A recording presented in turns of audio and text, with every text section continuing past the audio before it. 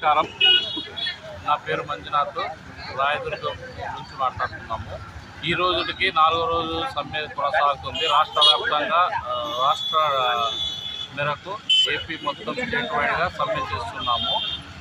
మాకు 396 జీవో నుంచి జీవన ఉపాధి కోల్పోతామని పెద్ద ఎత్తున ధర్నా చేస్తున్నాము. దీని గురించి ప్రభుత్వం స్పందించి మాకు న్యాయం చేకూర్చాలని మీడియా మిత్రుల ద్వారా పెద్ద ఎత్తున సమాచారం అందించి మాకు న్యాయం చేసే విధంగా కోరుకుంటున్నాం. మాకు న్యాయం జరగాల, రద్దు చేయాలి, వెంటనే 396 జీవోను రద్దు చేయాలని కోరుతున్నాం. దాదాపు 2 లక్షల కుటుంబాలు దీని మీద ఉపాధి పొందుతున్నాయి.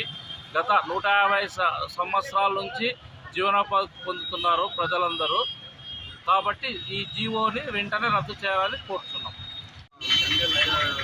ఏకర్ల సంఘము ఆంధ్రప్రదేశ్ పిలుపు మేరకు గత 4 రోజుల నుండి మేము రాయదుర్గం తాలూకులను ఆఫీస్ వద్ద సమ్మె పాల్గొంటున్నాము.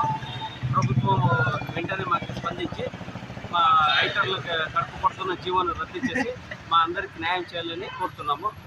ఈరోజు డిఐజీ ఆఫీస్ వాళ్ళు కూడా మా సంఘం పెద్దల్ని చర్చకు పిలిచినారు. ఆ సంఘంలో పిలుపు అక్కడి నుంచి ఏమొస్తే దానిపైన మనం ముందు చర్యలు తీసుకుంటాము.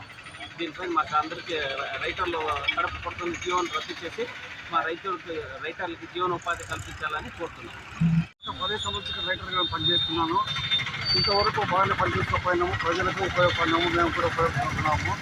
ఇప్పుడు ఈ జీవో నెంబర్ 395 వల్ల మేమంతా ఈ రైటర్లంతా రాష్ట్ర పిలుపు సంఘం మేరకు మేమంతా ఇక్కడ సమ్మె చేస్తున్నాము.